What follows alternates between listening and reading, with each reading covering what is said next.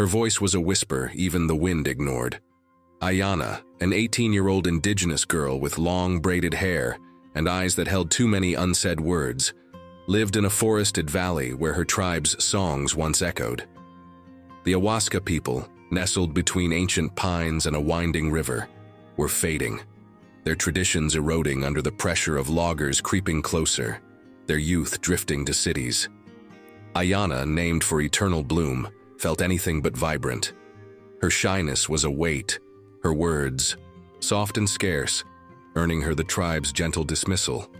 Elders smiled kindly but looked past her, and her peers, eager for modern ways, teased her silence, calling her a ghost in her own home. She felt like one, carrying dreams she couldn't voice, rooted to a culture she feared losing. Aiyana's refuge was the forest, where the river's hum and the pines' rustle didn't judge. She'd wander there, sketching plants in a worn notebook, her fingers tracing leaves as if they held the tribe's lost stories. One autumn dusk, as the sky burned gold and shadows stretched long, a low whimper broke the silence, sharp and pained, from a thicket. Aiyana froze, her heart racing, and pushed through thorns, her breath catching as she found it.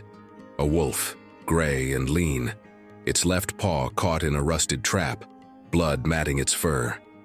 Its eyes, fierce yet pleading, met hers, and for once, Aiyana didn't feel invisible. The wolf's coat was dulled by dirt, its body trembling, but it didn't snap, only watched as if it saw something in her she couldn't. Aiyana wasn't brave, wasn't skilled. Her hands shook as she knelt, her voice barely a murmur as she tried to soothe the wolf. The tribe revered wolves as kin, guardians of the forest, but she'd never been taught to free one. The trap's teeth were cruel, the wolf's pain a mirror to her own quiet wounds. She couldn't leave it, not when its gaze held her like the elders never did. She worked slowly, prying the trap with a stick, her fingers bloodied by thorns, naming the wolf shadow for the way he blended with the dusk.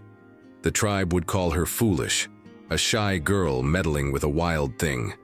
Her sister, bold and favored, would laugh, saying Aiyana belonged in the shadows she loved. But Shadow's steady breath, his trust in her trembling hands sparked something, a need to try, to be more than a whisper. Aiyana didn't know it then, but that wolf, found bleeding in a forest under siege, would be her guide to a strength she'd never claimed. Shadow, wounded but unbowed, would show her that silence could roar, leading a tribe back to its roots. If Aiyana and Shadow's spark of courage touches you, if you've ever felt unseen but kept going, hit the like button now. It's a nod to everyone finding their voice against the odds. Subscribe to join our community of dreamers, where stories like this remind us we're never alone. Share with someone who needs to howl. Comment. What's helped you break your silence? Let's rise together. Aiyana's world was a forest of whispers she couldn't answer. At 18, she'd learned to fade into her tribe's edges, her shyness a cloak that kept her safe but unseen. The Awasqa people, rooted in a valley of pines and rivers, were losing their songs to the drone of logging trucks, their youth chasing city lights. Aiyana's silence made her a ghost among them. Elders overlooked her, her sister, Kiona, shone brighter, and peers mocked her quiet as weakness. But Shadow, the wounded wolf she'd freed from a trap, was changing her rhythm. Each twilight, Aiyana slipped into the forest, her notebook tucked close, to find Shadow waiting, his gray fur catching the last light, his injured paw held gingerly. His eyes, fierce yet trusting, gave her a place to belong. Aiyana knew little of healing. Her grandmother, a medicine woman, had died before passing down her knowledge, and Aiyana's timid questions went unanswered. Shadow's paw was swollen, the trap's bite deep, and her hands trembled as she cleaned it with river water, her voice a soft hum to calm him. She wasn't skilled. Her fingers fumbled with cloth strips torn from her shawl, her heart racing with fear of hurting him. Shadow didn't flinch, his breath steady, as if he sensed her effort. Aiyana brought herbs from the forest, crushing mint and yarrow by instinct, their scent sharp as she pressed them to his wound. She'd sketch him in her notebook, his form taking shape beside river reeds, a way to hold on to the wolf who saw her when no one else did. The tribe wasn't kind to her efforts. Kiona, bold and quick-tongued, caught Aiyana sneaking back at dawn and laughed. "You're playing healer with a wolf? Stick to your drawings, little ghost." The words cut, echoing the elders' dismissal, the peers who called her useless in debates about the loggers. Aiyana's cheeks burned, her silence a reflex. She'd failed to speak at council fires, failed to carry her grandmother's strength. What made her think she could save Shadow? The forest was shrinking. Logging scars marred the hills, traps glinted in the undergrowth. What if Shadow never ran again, proved Kiona right? Her doubts were louder than the river, threatening to drown the spark Shadow's trust had lit. But Shadow didn't yield. One evening, Aiyana found a clearing, its grass soft under a fading sky. She sat, humming her grandmother's old songs, and Shadow limped closer, his paw less swollen, his eyes bright. She began to mimic his sounds, soft whines, low growls, and Shadow's ears twitched, his head tilting as if answering. It was a language fragile but real, built in the quiet of a forest under threat. Aiyana started small, weaving a splint from reeds, binding Shadow's paw with care, her fingers steadier. She'd bring fish from the river, watching him eat with a hunger that grew fiercer, his fur less dull. The wolf's strength was returning, and Aiyana felt it too, a purpose, a reason to step into the forest each night. The tribe kept talking. Kiona called her a dreamer. Elders shook their heads, saying wolves belong to the wild, not a shy girl's care. But Shadow's presence dulled their noise. Aiyana began to notice more, the way his ears flicked at distant axes, the way he'd nudge her hand when she hummed. She wasn't ready, wasn't loud. Her voice still faltered, her shyness still caged her. But Shadow's steady gaze, his limp easing with each day, was a tether, pulling her forward. The forest loomed, its trees falling, a reminder of how much was at stake. Aiyana wasn't just hiding anymore. She was someone Shadow trusted, someone who could try.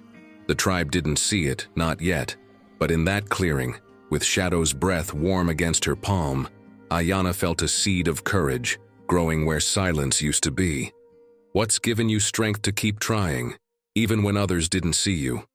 Drop a comment below and share your spark. Let's grow this courage together.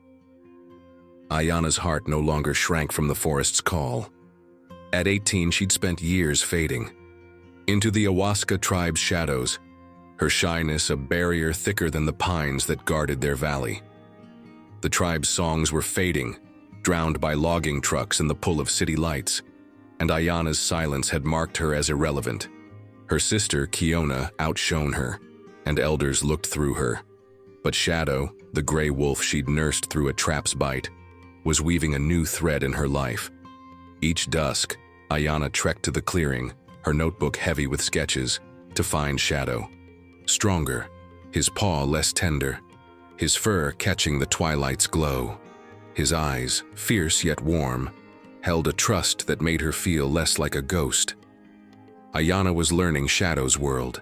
She'd mimic his growls, soft and low, and he'd answer, his ears flicking, as if teaching her the forest's language. She noticed how he moved, limping less, his strides bolder, his head high when the wind carried river scents. Her healing had worked, the yarrow and mint, the reed splints.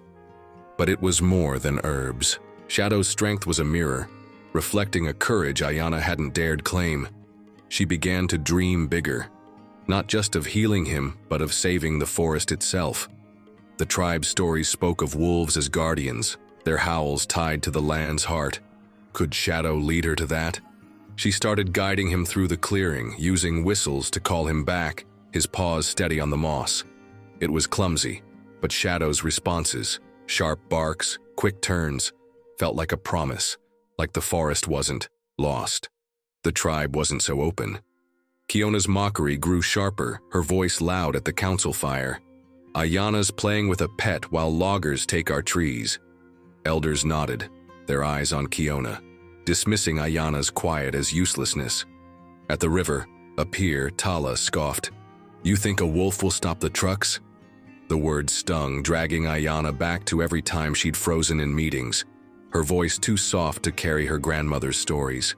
She'd failed to speak, failed to be the daughter her tribe needed. What if they were right? Shadow was stronger, but the forest was bleeding. Clearings turned to stumps, traps glinting in the shadows. What if she couldn't save him, or the land?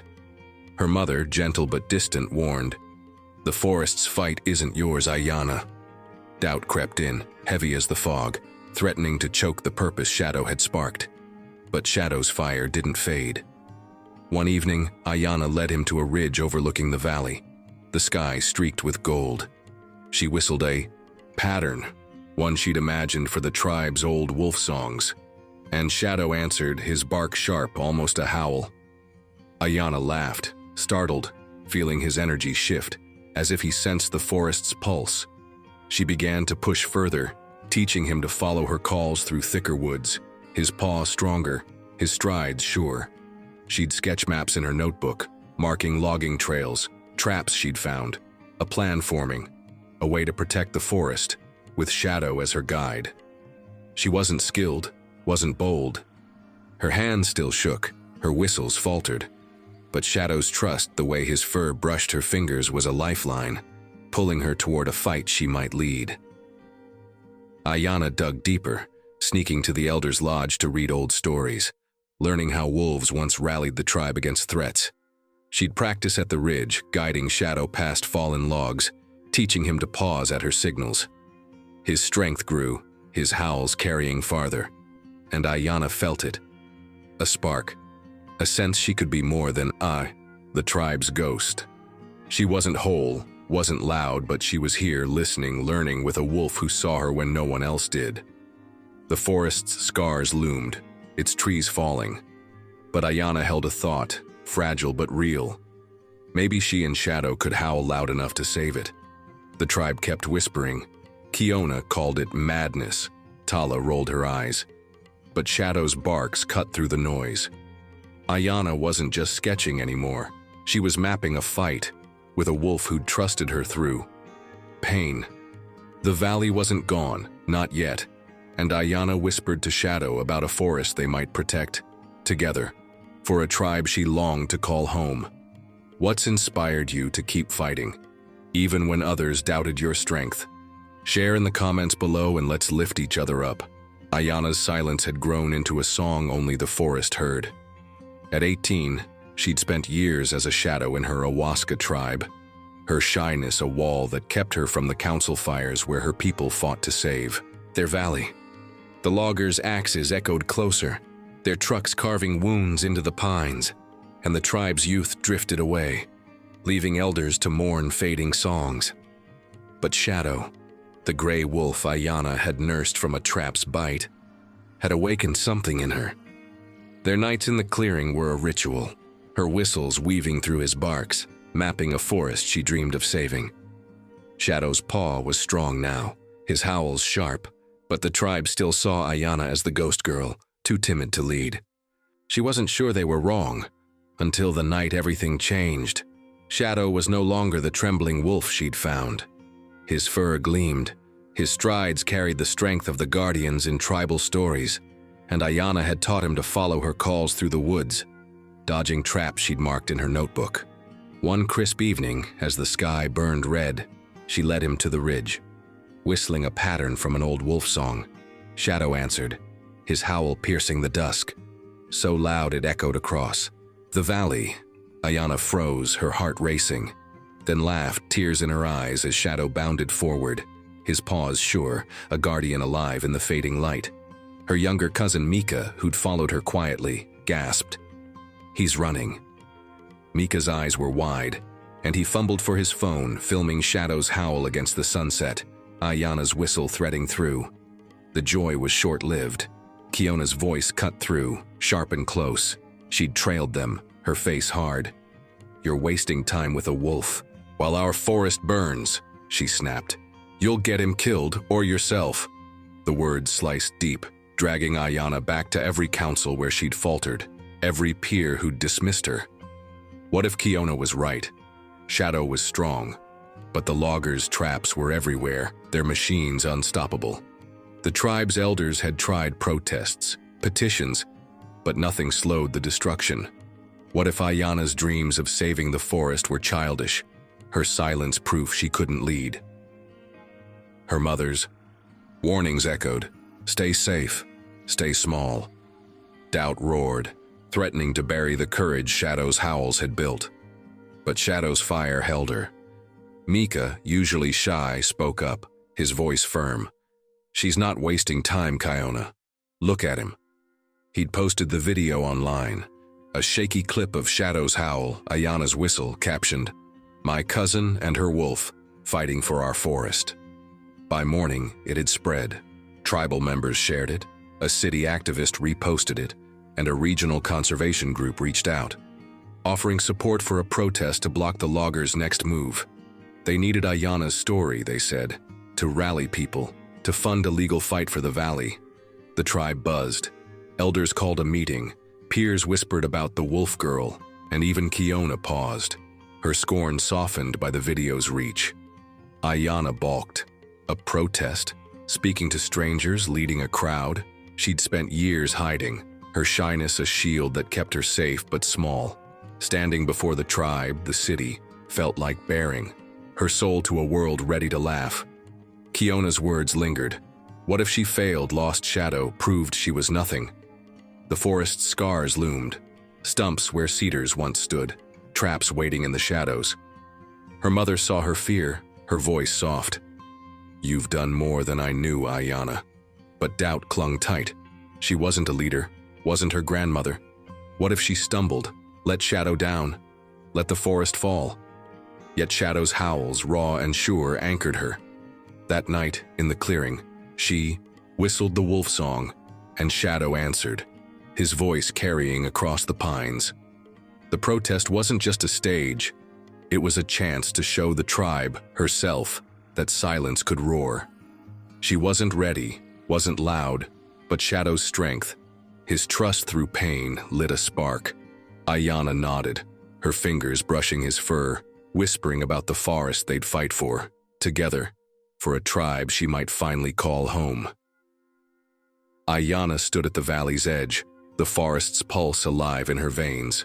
At 18, she'd spent years believing her shyness made her a ghost in her Awasqa tribe, her voice too soft to carry the songs that held their valley together. The loggers' axes had scarred the pines, their trucks drowning out the river's hum, and her people's spirit was fading, split between old ways and city promises. But Shadow, the gray wolf she'd freed from a trap's bite, had changed her.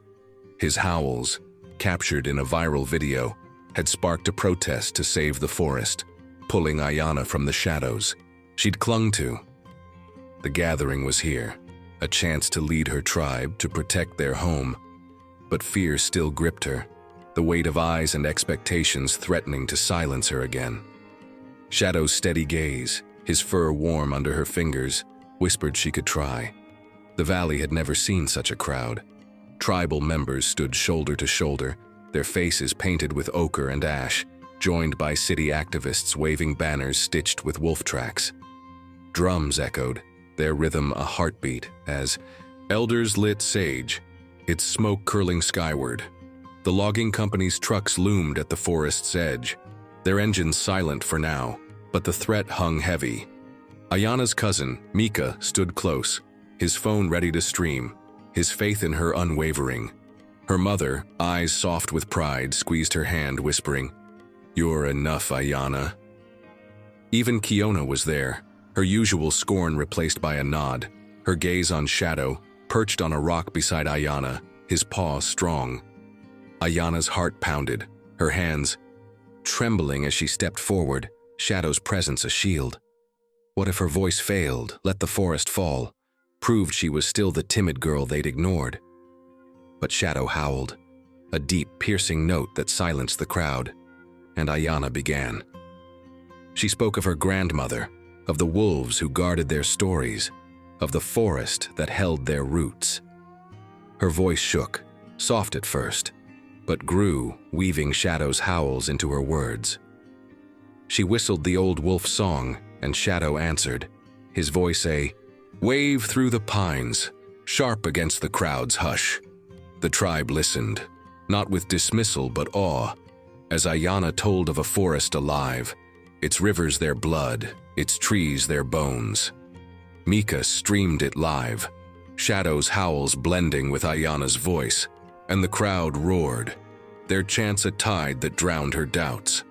The loggers' reps watched, their faces tight, as activists raised funds online, enough for a legal fight to halt the machines. The protest wasn't the end. It was a spark. The tribe won a court injunction, pausing the logging, and the valley became a sanctuary, its borders marked with wolf carvings crafted by kids under the setting sun. Aiyana led workshops, teaching youth to whistle the wolf songs, her voice clear, guiding them through the pines. Shadow didn't leave. He'd roam the forest each dawn, his howls echoing back, but always returned, curling near Aiyana, as if the valley was theirs to guard. The tribe changed. Kiona joined the fight, her boldness now a bridge, not a wall. Elders shared stories again, calling Aiyana a weaver of songs. Her mother smiled, her worry eased, saying her grandmother lived in Aiyana's courage. Even Tala brought herbs for Shadow. Her scoff turned to respect. Aiyana wasn't fearless, wasn't whole. The forest's scars remained and doubt still crept in. Had she done enough? Could she carry her grandmother's legacy? But Shadow's howls, his trust through pain, had shown her she could bear loss and still shine. She'd lead hikes now, her whistles guiding kids to hidden springs, their laughter a new kind of song. The sanctuary thrived, its story spreading online, drawing visitors who left notes. You saved my hope. Aiyana kept one, folded in her notebook beside her grandmother's old sketches, proof she was here, weaving. One dusk she sat in the clearing, Shadow close, the valley alive with drums from a tribal gathering. She whistled the wolf song, and Shadow howled, their duet a pulse in the pines. The forest wasn't gone. It was in her, in Shadow, in the tribe she'd helped mend. She'd been small, unseen, but a wolf's song had made her more. The valley sang, wind, wolves, voices, and Aiyana smiled, knowing she belonged, not to silence, but to the courage she'd found within it. Aiyana and Shadow's howl proves even the quiet can roar. If their fight to save a forest moved you, hit the like button now. It's a cheer for everyone finding their song, just like Aiyana did. Subscribe to join our community of dreamers, where stories like this spark connection. Share with someone needing to howl. What's helped you find your courage? Share in the comments, and let's rise together.